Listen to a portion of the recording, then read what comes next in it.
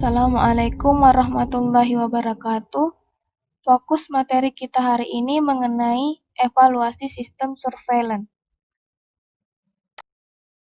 Setelah mendapatkan materi ini, diharapkan mahasiswa mampu yang pertama, memahami tujuan evaluasi sistem surveillance, yang kedua, memahami langkah-langkah dalam mengevaluasi sistem surveillance, yang ketiga, memahami cara mengevaluasi sistem surveillance berdasarkan atribut surveillance. Ada beberapa definisi evaluasi. Noto Atmojo menyatakan, secara umum, evaluasi merupakan suatu proses untuk menilai atau menetapkan sejauh mana tujuan yang telah ditetapkan tercapai. Evaluasi membandingkan hasil yang telah dicapai oleh suatu program dengan tujuan yang direncanakan. Pendapat lain tentang definisi evaluasi dikemukakan oleh Perhimpunan Ahli Kesehatan Masyarakat Amerika Serikat, yang menyatakan bahwa evaluasi adalah suatu proses untuk menentukan nilai atau jumlah keberhasilan dan usaha pencapaian suatu tujuan yang telah ditetapkan.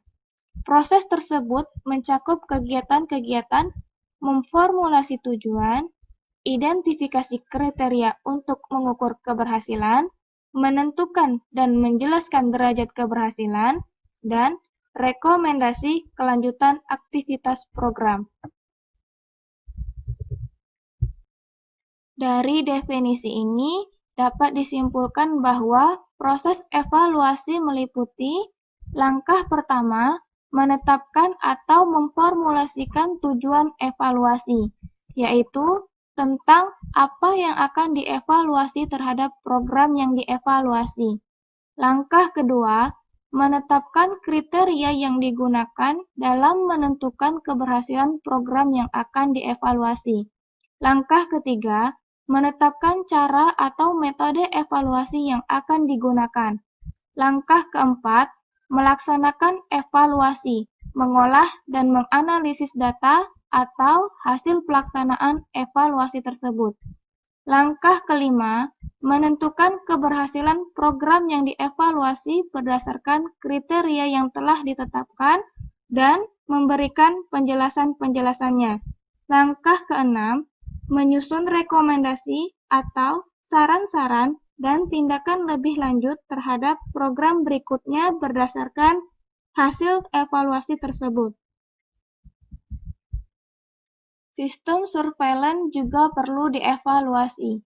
Adapun tujuan dari evaluasi sistem surveillance adalah untuk meningkatkan pemanfaatan resource atau sumber daya yang ada di bidang kesehatan secara maksimal melalui pengembangan suatu sistem surveillance yang efektif dan efisien. Langkah-langkah dalam evaluasi sistem surveillance yang pertama, menguraikan pentingnya suatu peristiwa kesehatan dilihat dari segi kesehatan masyarakat. Kedua, menguraikan sistem yang akan dievaluasi. Ketiga, menunjukkan tingkat kemanfaatan. Keempat, melakukan evaluasi sistem surveillance menurut atribut.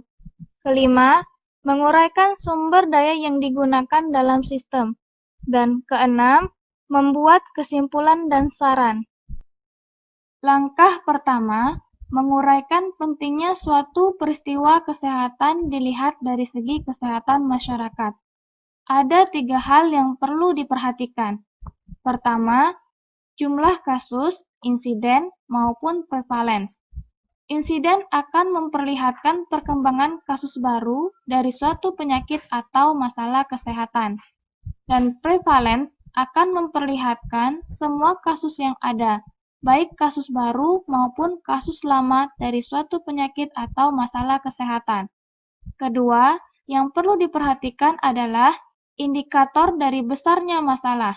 Ini menjadi acuan untuk menetapkan apakah peristiwa kesehatan tersebut telah menjadi masalah kesehatan di masyarakat atau tidak. Ketiga, yang perlu diperhatikan adalah preventabilitas, atau dengan kata lain, Apakah sudah ada kemungkinan cara untuk mencegah suatu masalah kesehatan masyarakat tersebut?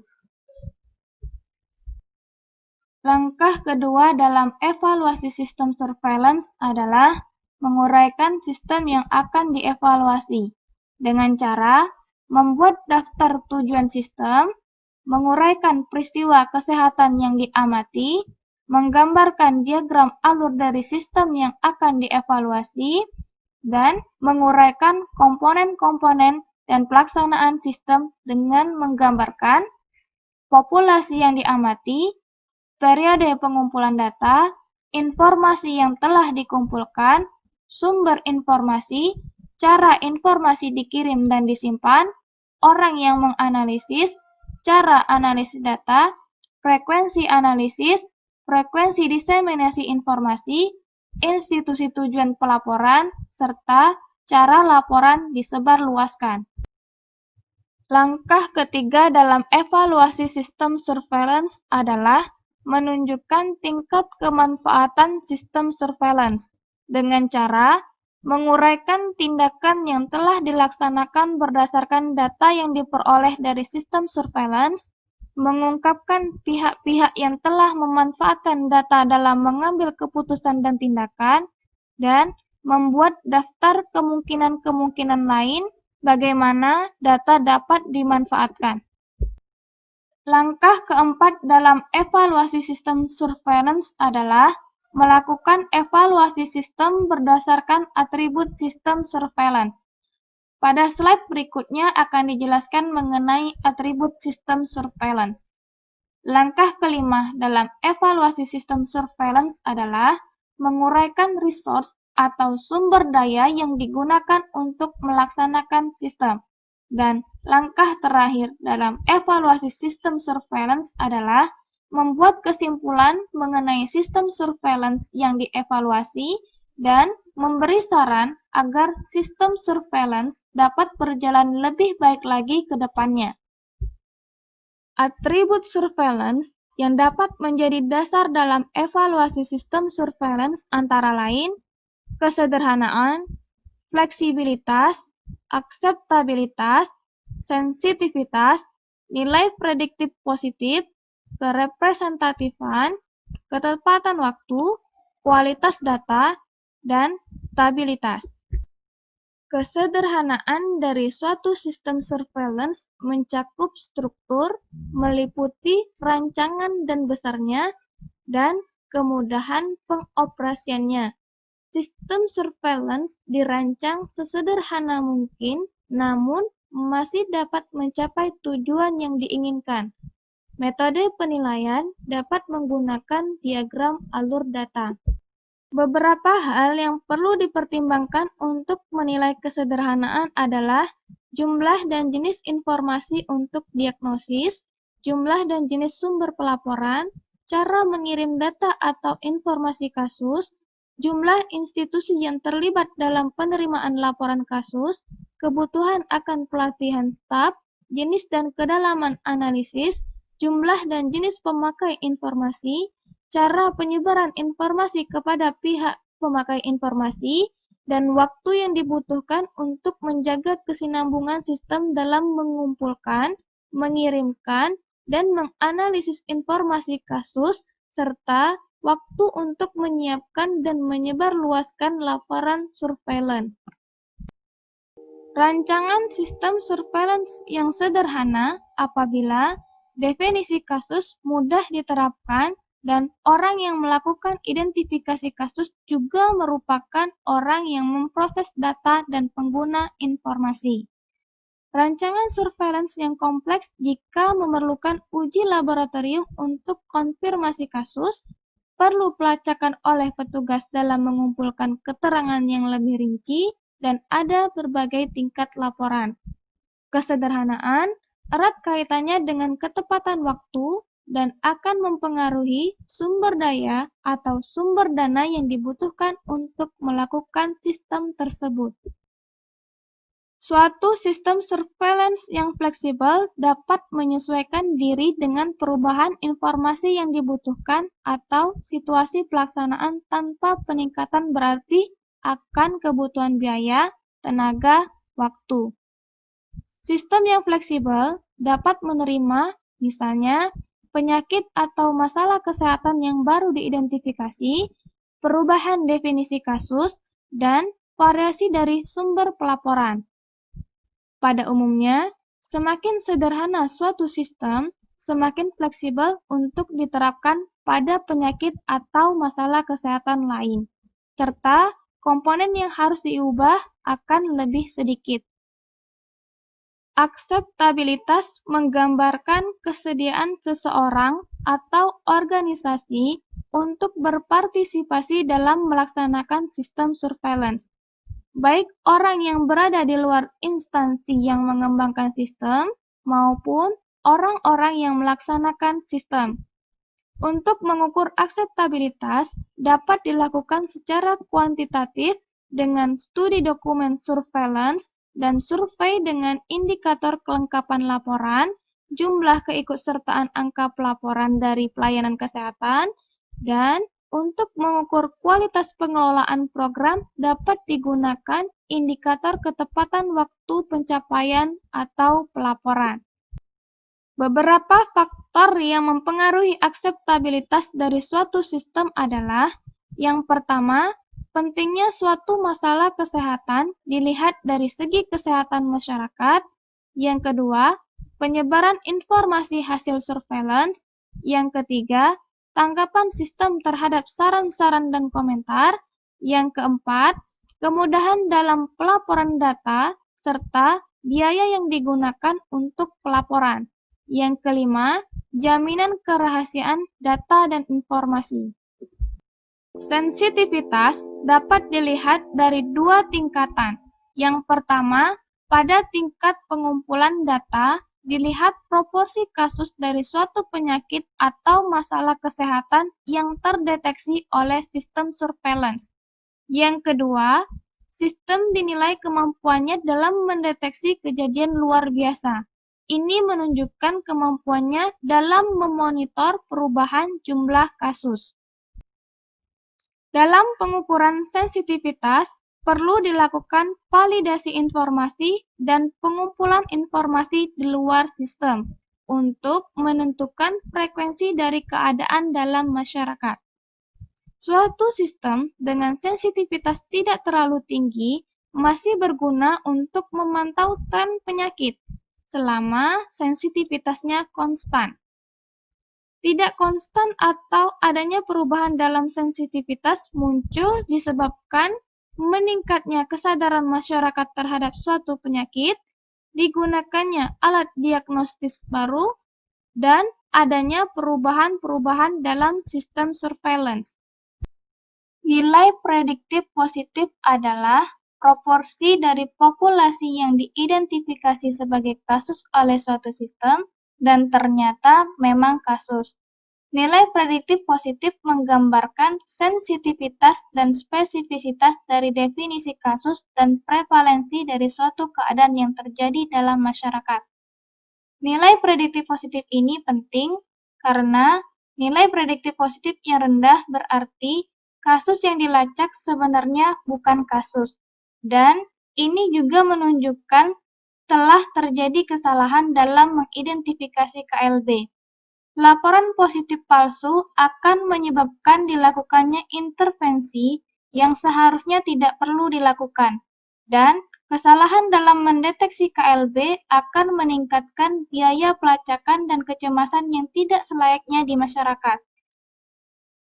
Suatu sistem surveillance dengan nilai prediktif positif yang tinggi dapat menghindarkan pemborosan dan kegiatan yang sia-sia. Nilai prediktif positif akan meningkat seiring meningkatnya spesifisitas dan prevalensi. Suatu sistem surveillance yang representatif akan menggambarkan secara akurat kejadian peristiwa kesehatan dalam periode waktu tertentu dan distribusi kejadian menurut tempat dan orang. Kerepresentatifan dinilai dengan membandingkan karakteristik dari kejadian-kejadian yang dilaporkan dengan semua kejadian yang ada. Meskipun informasi mengenai kejadian yang dilaporkan sebenarnya di masyarakat tidak diketahui, penentuan kerepresentatifan dari sistem surveillance masih mungkin dilakukan berdasarkan yang pertama, karakteristik dari populasi, misal umur, status sosial ekonomi, lokasi geografis. Yang kedua, riwayat dari peristiwa kesehatan, misal periode laten dan cara penyebaran. Yang ketiga, upaya kesehatan yang tersedia, misal tes diagnosis di tempat, pola rujukan oleh dokter. Yang keempat, sumber-sumber data yang ada, misal laporan laboratorium dibandingkan dengan laporan dokter. Ketepatan waktu menggambarkan kecepatan atau kelambatan di antara langkah-langkah dalam sistem surveillance. Ketepatan waktu dalam sistem surveillance harus dinilai dalam arti adanya informasi mengenai upaya penanggulangan atau pencegahan penyakit, baik dalam hal tindakan penanggulangan yang segera dilakukan maupun rencana jangka panjang dari upaya pencegahan. Kualitas data menggambarkan kelengkapan dan validitas data yang tercatat pada sistem surveillance kesehatan masyarakat. Kualitas data dapat dilihat dari persentase jawaban kosong dan tidak tahu pada form surveillance. Pengukuran lebih tepat dari atribut kualitas data dapat dilakukan melalui studi khusus. Studi khusus yang dapat dilakukan dengan review sampel data dan wawancara terhadap penderita. Metode lain dengan perhitungan sensitivitas dan nilai prediktif positif.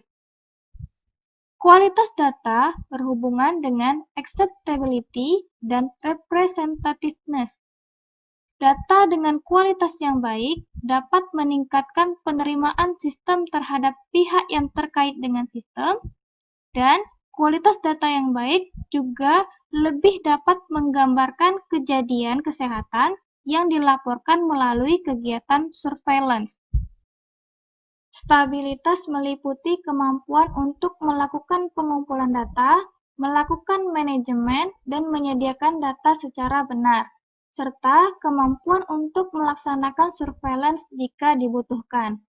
Pengukuran stabilitas sistem surveillance dapat dilakukan dengan melihat jumlah kejadian yang tidak terjadwal sebelumnya dalam kegiatan yang sehubungan dengan data dan informasi, jumlah kejadian kerusakan sistem atau komputer, biaya yang dikeluarkan untuk memperbaiki kerusakan sistem seperti hardware, software, dan servis, persentase waktu sistem dapat berjalan secara penuh, waktu yang direncanakan, dan waktu yang dibutuhkan dalam mengumpulkan, menerima, dan manajemen data meliputi transfer, entry, editing, penyimpanan, dan backup serta mengeluarkan data. Berikut beberapa referensi yang digunakan pada materi evaluasi sistem surveillance ini. Silakan Anda baca untuk memperdalam materi ini. Demikianlah penyampaian materi e-learning surveillance dengan topik evaluasi sistem surveillance. Terima kasih atas perhatiannya. Semoga ilmunya barokah dan bermanfaat. Assalamualaikum warahmatullahi wabarakatuh.